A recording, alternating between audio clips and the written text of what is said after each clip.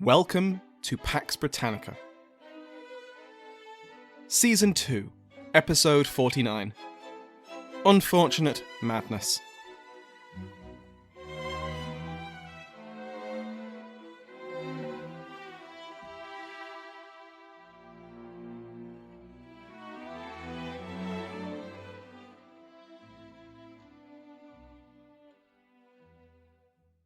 Welcome back to Pax Britannica. I'm your host, Samuel Hume. Before we begin today, I'd like to thank my Patreon House of Lords, which has been joined by Zach Viscount Eltringham. Like all of our patrons, he can now listen to this and every other episode ad-free. Go to patreon.com/Pax Britannica to find out more. Also, if you're listening to this episode on release, the Intelligent Speech Conference is this coming Saturday, the 25th of June 2022, at 3 p.m. London time, or 10 a.m. Eastern Time. There's a huge range of great shows taking part. The hosts behind the British History Podcast, The History of the Second World War, Totalis Rankium, Rex Factor, Pontifacts, Wonders of the World, The Things That Made England, The Siochrú, The Hellenistic Age Podcast, the French History Podcast, and the History of Persia Podcast, among many, many more taking part. Go to intelligentspeechconference.com or follow the link in today's episode to find out more. Last week, we saw how the Marquis of Ormond attempted to forge a lasting peace treaty with the Irish Confederacy, and how the negotiations broke down over the question of religion. How much power would the Catholic Church have in post-war Ireland? Would they keep control of the churches in Confederate territory? Would they have to return them to Protestant control? Would they keep them? Could all this be sorted out in peacetime? On that last point, Ormond had been a firm no. Attempts by the Confederate negotiators to essentially ignore the problem, prioritising secular political concessions and leaving difficult questions for later, were stonewalled by the Lord Deputy. He insisted that any peace treaty explicitly state the role and influence that the Catholic Church would have in the future kingdom, and he wanted that role to be minimal. With the negotiations dragging out, and Charles I's position in the English Civil War going from bad to worse, the king decided to try a different strategy. Edward Somerset was the first son of the 5th Earl of Worcester, who went by the title of Lord Herbert after his father inherited the earldom. Herbert had had a fairly unremarkable military career during the Civil War, despite being appointed as a commander, a lieutenant general, and being responsible for large parts of Wales and the Midlands at various points. The most notable events in his military career seem to have been getting 3 of his officers killed by peasants in the Forest of Dean, and letting a force of 2,000 men be captured by Sir William the Conqueror Waller outside Gloucester. But Herbert kept getting promoted, mostly because the king liked him. He'd also contributed a literal fortune to the king's war chest, about £250,000, which certainly helped, plus the king liked the Somersets as a family. Why are we talking about Lord Herbert? It's not because of his military credentials, but for 2 other reasons. Firstly, he was Catholic. Secondly, his wife was Margaret, daughter of the 4th Earl of Thomond. These made him ideal for what Charles had in mind, which was negotiating with the Confederacy agents who had arrived at Oxford in the spring of 1644. However, when the agents were dismissed and sent home, Herbert's mission was not over. Instead, Charles made him a deal. Travel to Ireland and forge a lasting peace with the Confederacy, and you will be rewarded. Rewarded how?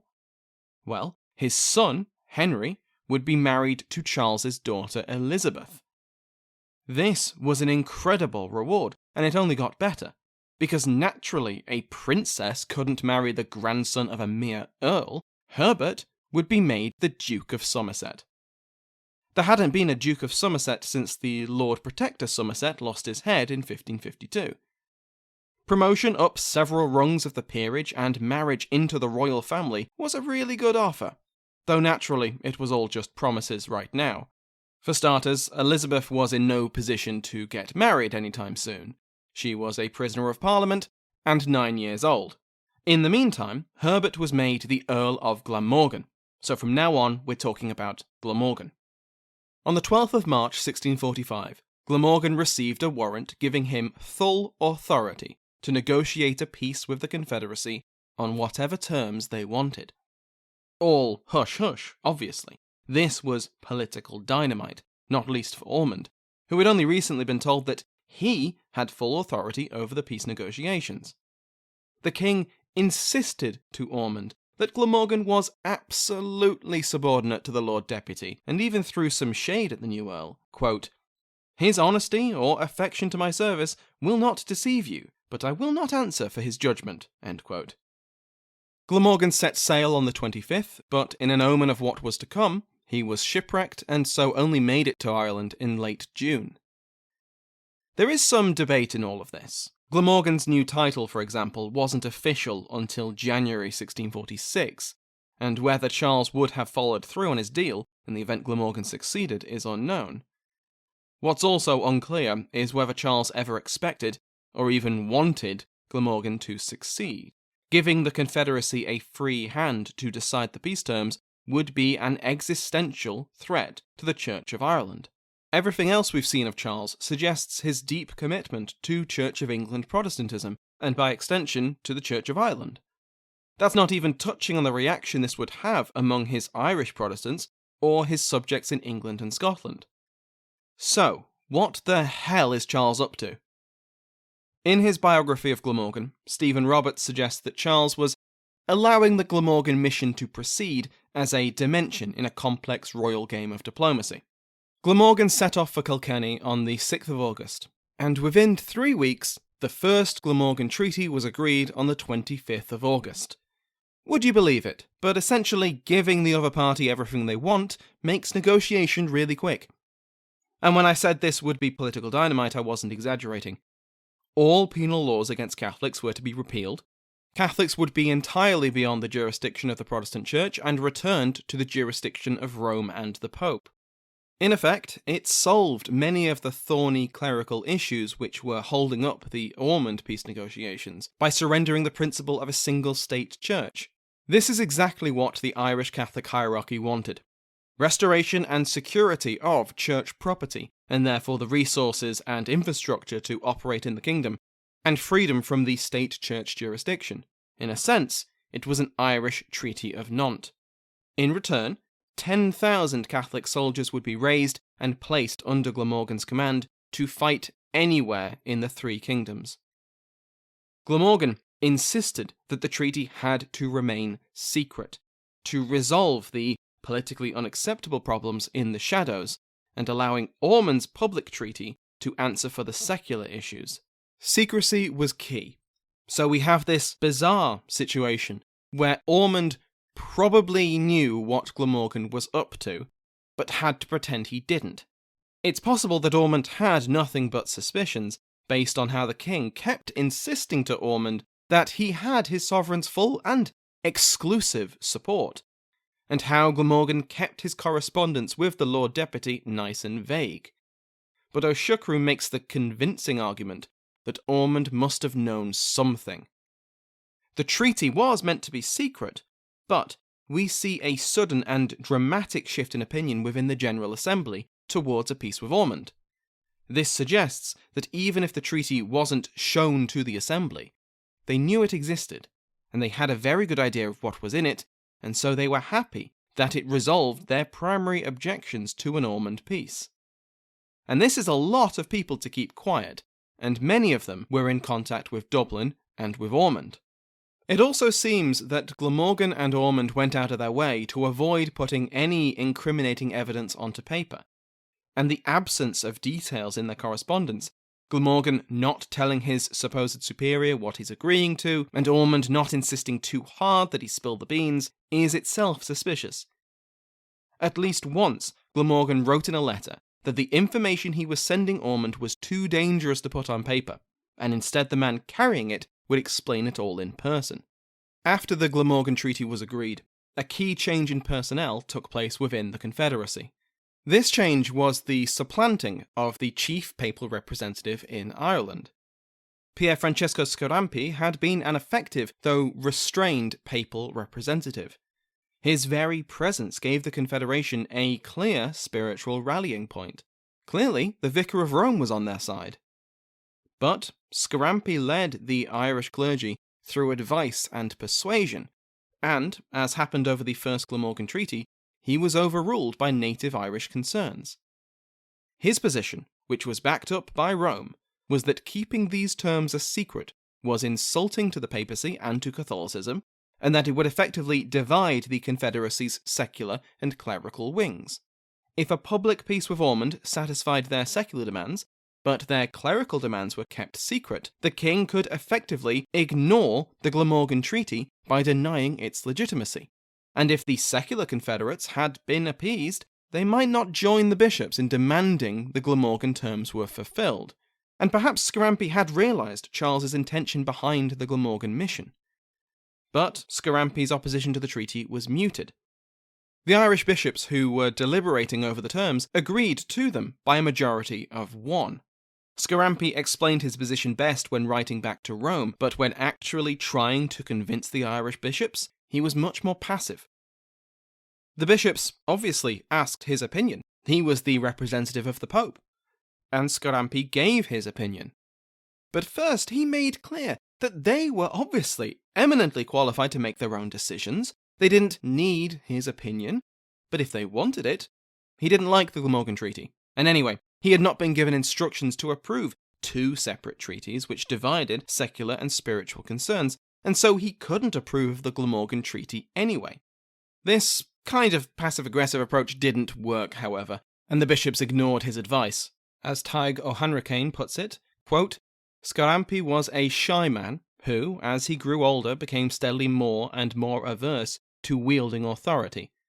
His cautious demeanour was thus probably a factor in the willingness of the Irish bishops to ignore his advice. End quote. The one concession the bishops appear to have made was in forcing Glamorgan to accept the involvement of the Confederate Committee of Treaty, who signed the treaty alongside the bishops. Now the treaty was marginally more legitimate, though its secrecy was still a concern. The death of Urban VIII and the controversial election of his successor, Innocent X, had ramifications in Ireland. The papal election had been deeply contested between factions supported by the French and by the Spanish. And so, partly to emphasise his authority, Innocent dispatched a new support package for the beleaguered Catholics of Ireland. The newly appointed papal nuncio, the Archbishop of Fermo, Giovanni Battista Rinuccini, with a very big bag of money. Scarampi would remain in Ireland for a few more years, against his wishes, it has to be said, but from this point on, Rinuccini would be the font of papal support.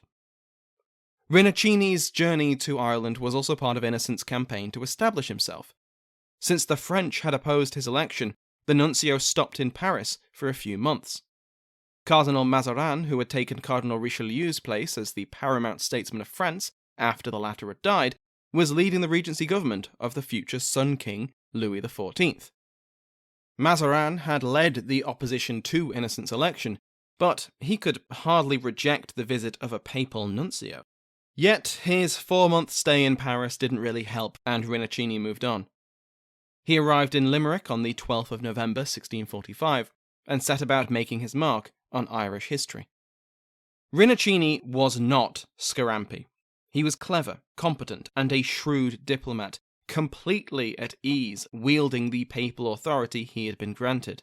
It also helped that he'd come with the financial support of the Pope.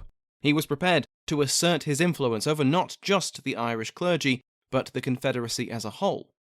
He split his financial support mostly between Thomas Preston, commander of Leinster, and Owen Roe O'Neill, commander in Ulster. Soon after he arrived, it was, quote, no sooner known that promotions passed at Rome by his recommendation, but all the water ran by his channel, all pulpits spoke his sense, and all the observance formerly paid to the orders of the council were transferred to his direction. End quote. This quote from the Confederate lawyer Richard Bellings makes Rinuccini sound like some kind of puppet master, who swept in with all the prestige of the papacy, bent the Catholic hierarchy to his will, and through this had an iron grip on secular Confederate politics. But while he was incredibly influential, O'Hanrachain makes the valid point that positioning himself at the centre of clerical politics was a double-edged sword. In the short term, it made him a power broker who everyone needed to listen to and obey if they wanted a promotion or favour in Rome. But in the longer term, there were only so many rewards and favours which the nuncio could distribute. Granting a diocese to one family might alienate two others who had wanted the same position. Also, Rinuccini was a foreigner, a very official interloper with the highest credentials, but an interloper nonetheless. He wasn't aware or especially interested in the local politics within each diocese. Rinuccini might champion the appointment of one candidate over another based on their religious position or their political value, over one who had prior connections and who might have been more effective and less of an imposition. Essentially, Rinuccini would increasingly wear out his welcome, but not before having a powerful influence over Irish affairs.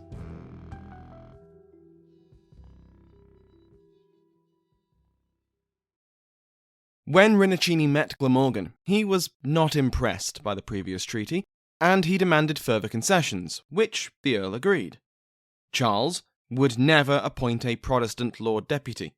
Catholic bishops were allowed their seats back in Parliament, and an explicitly Catholic university was to be established. In return, Glamorgan was promised 3,000 men for him to lead immediately, with the stated goal of relieving the siege of Chester. But Rinuccini still didn't like this second Glamorgan treaty, and he arranged for 6 bishops and 2 archbishops to sign a document which rejected any peace which separated religious and secular conditions.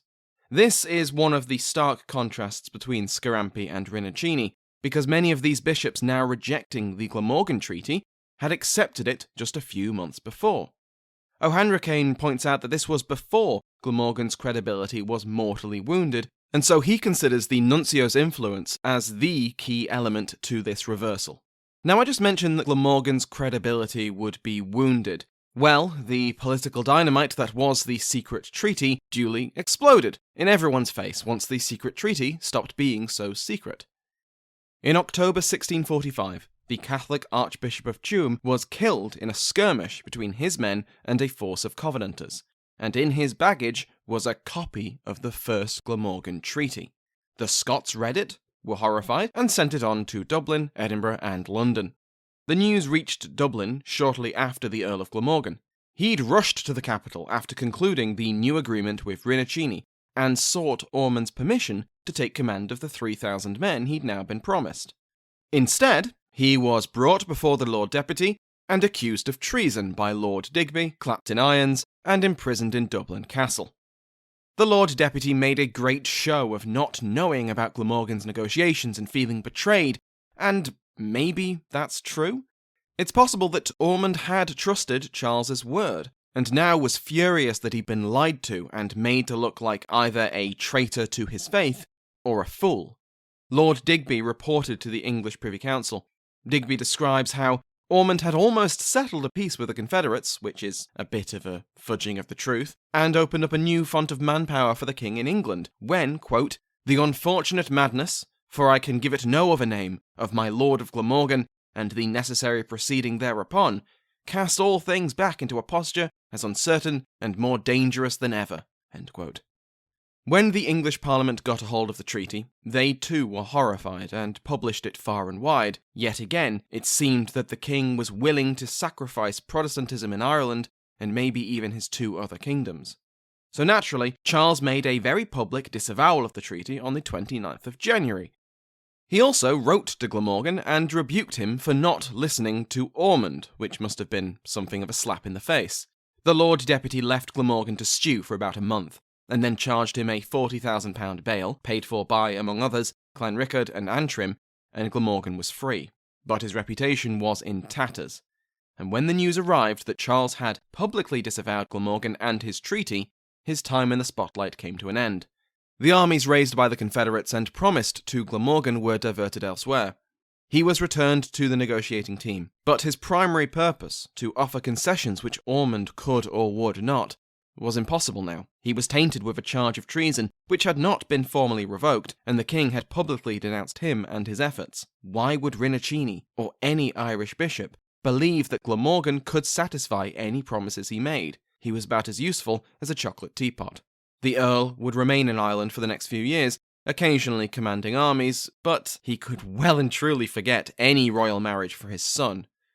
But Rinuccini didn't wait for Glamorgan to be released. When the news broke that he had been arrested and charged with treason, the Confederate Supreme Council was on Christmas break, and the provincial armies were scattered in their winter quarters. The nuncio, who had never supported Glamorgan's treaty, even with the December concessions, struck. He convened a meeting of those members of the Supreme Council who were still in Kilkenny, and strongly urged them to order a march on Dublin itself. He might have succeeded if Viscount Muskerry hadn't managed to attend. He urged caution and insisted that this was a question that the General Assembly needed to discuss. And just like that, the nuncio's moment was gone. Rinuccini believed that Muskerry was only calling for a General Assembly as a delaying tactic, which was completely correct. Once the crisis was averted with the release of Glamorgan and the return of the rest of the peace faction leaders, Muskerry confessed that he'd prefer to cancel the summons for a General Assembly. The negotiators went back to work, and a peace treaty with Ormond, despite all of this, seemed to be in its final stages. And then, Rinuccini received divine intervention. Another secret treaty arrived, because of course, this peace process needed more secret treaties. This treaty had been concluded between none other than Pope Innocent X and a representative of Queen Henrietta Maria, and the terms arrived in February.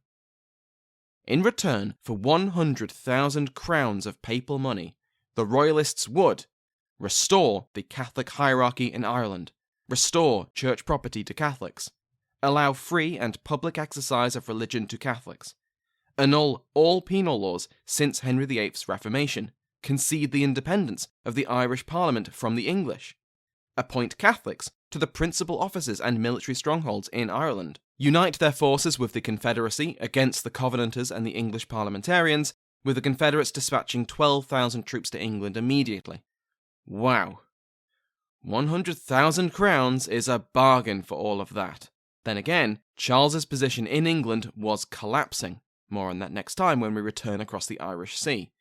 The Royalists were desperate. Unfortunately for Rinuccini, the treaty he received was encoded and unverified.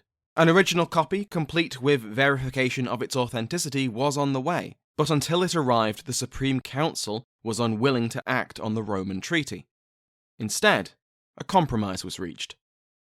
The truce with Ormond would be extended until the 1st of May, and troops would be sent to relieve Chester, the last major English port in Royalist hands. Again, the king's position was looking very bad. If the Roman treaty arrived in full by the 1st of May, Glamorgan's treaty would be withdrawn. If it did not, Glamorgan's treaty would be accepted. In the meantime, negotiations with Ormond on the political terms would continue, but neither treaty would be published without the other. In March, those negotiations restarted, and on the 28th of March, 1646, the first Ormond peace was signed by both the Royalist and Confederate negotiators. It was kept in the safekeeping of Clanrickard until it could be published. 3 things to keep in mind here. First, the Confederates had been desperate to conclude this peace before Ormond's authority to negotiate expired on the 1st of April, and so moderated their demands to make this more likely. Secondly, Ormond and the Committee of Treaty agreed to postpone publication until the promised Confederate forces arrived in England and relieved Chester. And thirdly, no one told Rinuccini or the Confederate military commanders that the treaty had been signed.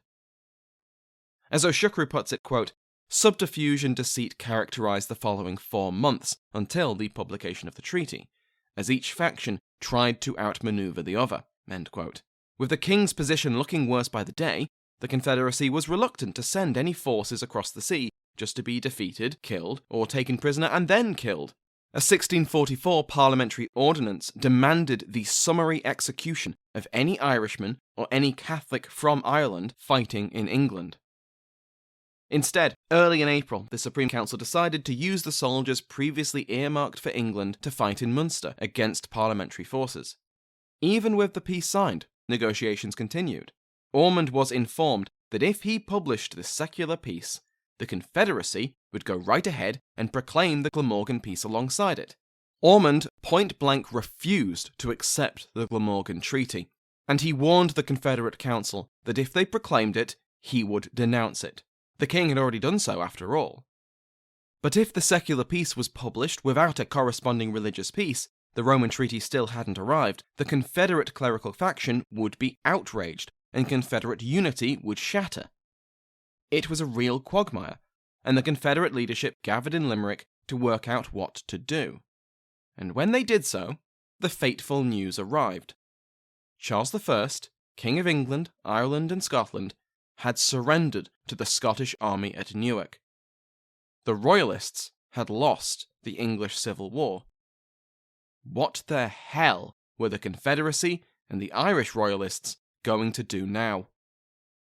Thank you to my House of Lords, including but not limited to the King's favourite Mike Sanders, Bill Winkis, Duke of Bristol, Alan Goldstein, the Marquess of Southampton, and James Fee, Earl of Derby. Remember that every patron, regardless of rank, receives an RSS feed, which you can put in any podcast app to listen to the podcast ad-free. Thank you to everyone who has supported me on Patreon, or donated through PayPal, left a review, or told a friend about the podcast. Thank you to Sounds Like an Earful for the interval music used in today's episode, to my entire House of Lords, and to you for listening.